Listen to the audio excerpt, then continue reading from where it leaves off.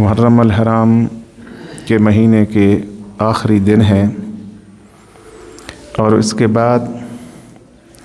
سفر المظفر کا مہینہ شروع ہونے والا ہے۔ اس مہینے کے بارے میں جو لوگوں میں اشکال پایا جاتا ہے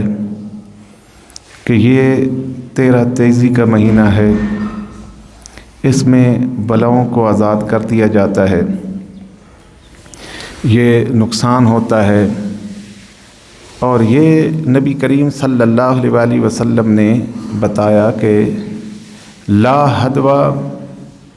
ولا صفرا ولا حامہ۔ لا حدوہ سے مراد یہ ہے کہ کوئی بیماری بھی اچھوت نہیں، ایسا نہیں کہ ایک کو لگے دوسرے کو لگتی جائے، تیسرے کو لگتی جائے، یہاں تک کہ میرے احکم الحاکمین کا رب کا حکم درمیان میں کار فرما نہ ہو جائے۔ یہ کہ کوئی بیماری نبی کریم صلی اللہ علیہ وسلم کے زمانے میں اونٹوں میں خارش کی بیماری پھیل گئی، آقا علیہ السلام سے صحابہ نے عرض کی یا رسول اللہ،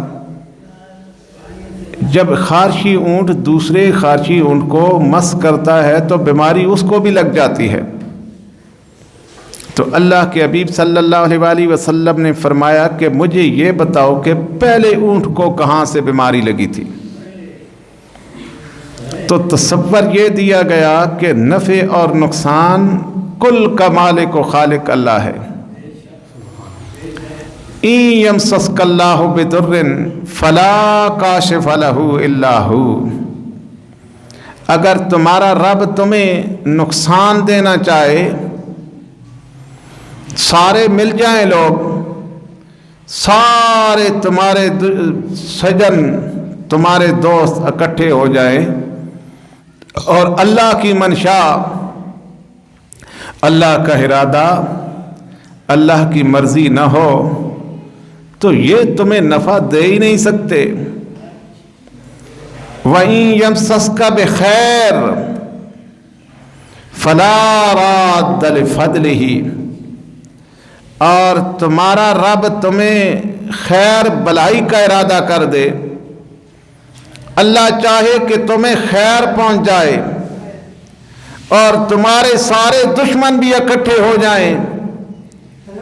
وہ یہ چاہیں کہ اسے نقصان ہو، نقصان ہی ہو، اسے نفع نہ پہنچے، تو احکم الحاکمین رب کی قدرت کاملہ اتنی طاقتور ہے کہ تمہارے جانی دشمن، تمہارے عقائد کے دشمن، تمہارے ملک کے دشمن، جو بھی تمہارے دشمن ہیں، وہ نہ بھی چاہیں تو احکم الحاکمین رب کا فضل تم پر آ کر رہے گا کہ رب کے فضل کو کوئی روک نہیں سکتا۔ اور پھر احکم الحاکمین نے فرمایا فلا راد لفضلہ یصیب بہ من یشاء من عبادہ۔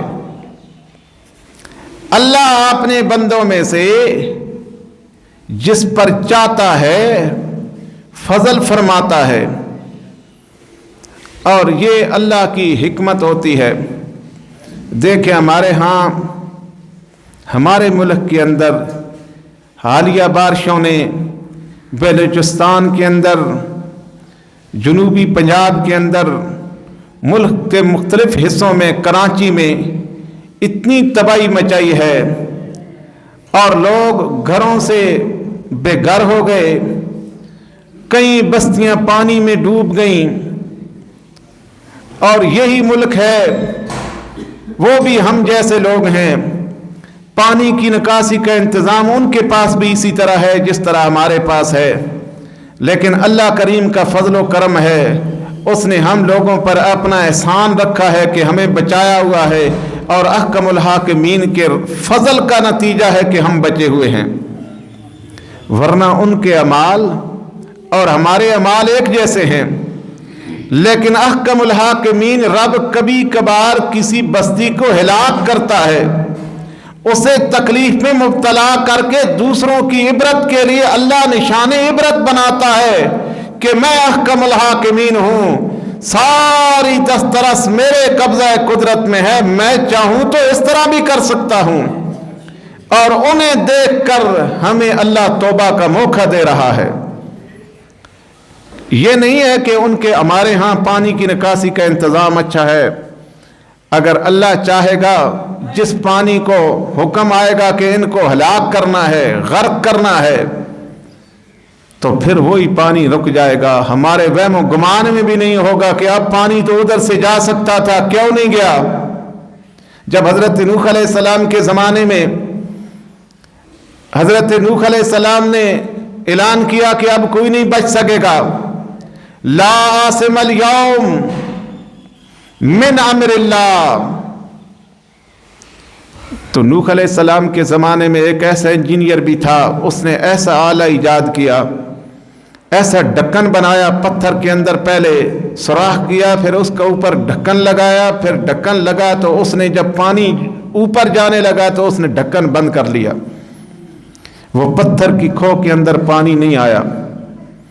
لیکن احکم الحاکمین رب کی قدرت کا فیصلہ یہ تھا کہ اس نے ہلاک ہونا ہے۔ اندر سے اس کو پیشاب آنے لگا،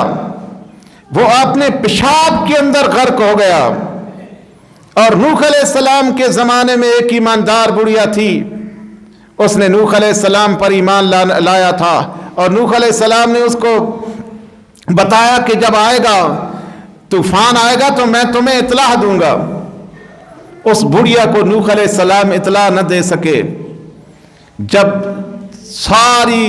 نوح علیہ السلام کے طوفان میں جن لوگوں نے غرق ہونا تھا غرق ہو گئے، عرصہ دراز کے بعد نوح علیہ السلام وہاں پہ پہنچے، اس بڑھیا نے پوچھا کہ وہ کب آنے والا ہے وہ سیلاب؟ تو نوح علیہ السلام نے بتایا کہ وہ سیلاب تو آ چکا،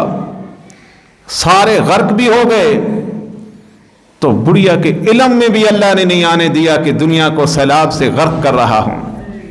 ایمان کی حالت والی بڑھیا جس کو رب نے بچانا تھا، اسے پتہ بھی نہیں چلا کہ کب طوفان آیا۔ اور یہ احکم الحاکمین رب کی قدرت کے فیصلے ہیں۔ نبی کریم صلی اللہ علیہ وآلہ وسلم جب جدہ تشریف لائے، آقا علیہ السلام نے ایک قبر کو دیکھا، صحابہ کرام کو فرمایا کہ اس قبر کو کھودو، یہ ابو رغال کی قبر ہے۔ صحابہ کرام نے اس کو قبر کو کھودا، اندر نیزہ تھا، نیزہ نکال لیا گیا۔ مصطفیٰ کریم صلی اللہ علیہ وآلہ وسلم سے صحابہ نے پوچھا، یا رسول اللہ یہ کون ہے ابو رغال؟ تو آقا علیہ السلام نے بتایا کہ حاد علیہ السلام کے زمانے میں جو چند بندے آئے تھے کعبۃ اللہ میں دعا مانگنے کے لیے، اللہ نے 3 بادل ظاہر کیے تھے نا، ایک کالا سیاہ بادل تھا، بادلوں کی مختلف رنگتیں دیکھ کر انہوں نے جب کالے بادل کو دیکھا تو کہا اس میں پانی ہوگا، اس کی دعا مانگی۔ تو یہ وفد آیا تھا کعبۃ اللہ میں اپنی قوم کی معافی مانگنے کے لیے، یہ یہاں آ کر غافل ہو گئے، اور رب ذوالجلال نے اس قوم پر پتھروں کی بارش برسائی، اور یہ ابو رغال کعبۃ اللہ کی حدود کے اندر تھا، جو اس کے نام کا پتھر تھا وہ آسمان میں معلق رہا۔ جو ہی یہ اپنی حرم کی حدود سے باہر نکلا، اللہ نے اسی پتھر کو حکم دیا، یہ اس کے سر پہ لگا، اسے ختم کر دیا، نیزے سمیت یہاں دفن کر دیا گیا۔ تو یہ عذاب، یہ دنیا کے جتنے بھی معاملات ہیں، یہ احکم الحاکمین رب کے قبضہ قدرت میں ہیں۔ تو اسی طرح سفر کا مہینہ بھی ہے کہ سفر کے مہینے کے اندر فی نفس ہی کوئی نحوست نہیں ہے، جیسا کہ محرم الحرام کی فضیلت ہے۔ اللہ کے حبیب صلی اللہ علیہ وآلہ وسلم نے اس کی 10ویں کو روزہ رکھنے کا حکم دیا، اور فقہا نے لکھا 10ویں کا بھی روزہ رکھا جائے، 11ویں کا بھی روزہ رکھا جائے، کیونکہ نبی کریم صلی اللہ علیہ وآلہ وسلم جب مدینہ تشریف لائے، یہودیوں کو دیکھا کہ انہوں نے 10ویں محرم کا روزہ رکھا ہوا ہے،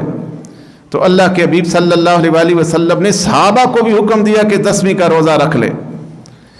تو نبی کریم علیہ السلام نے پھر آئندہ سال 2 روزے رکھے، اس لیے رکھنے کا حکم دیا کہ یہ یہودیوں کی مخالفت بھی ہو جائے اور اللہ کے حکم کی اطاعت بھی ہو جائے۔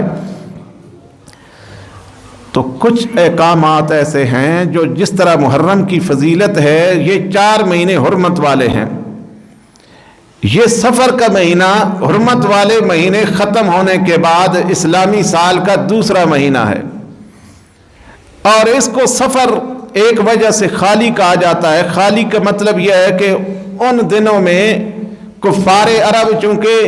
جنگ و جدال کرنے کے اور لڑائی جھگڑے کے عادی تھے، جب حرمت والے 4 مہینے گزرتے تھے تو وہ لڑائی جھگڑے کے لیے مکانوں کو خالی کر دیتے تھے، گھر سے چلے جاتے تھے، اور گھر سے نکلنے کے بعد یہ تصور اسلام نے مٹا کے رکھ دیا کہ کوئی زمانے میں کسی دن میں بھی کوئی نحوست نہیں ہے۔ یہ دنوں کو منحوس سمجھنا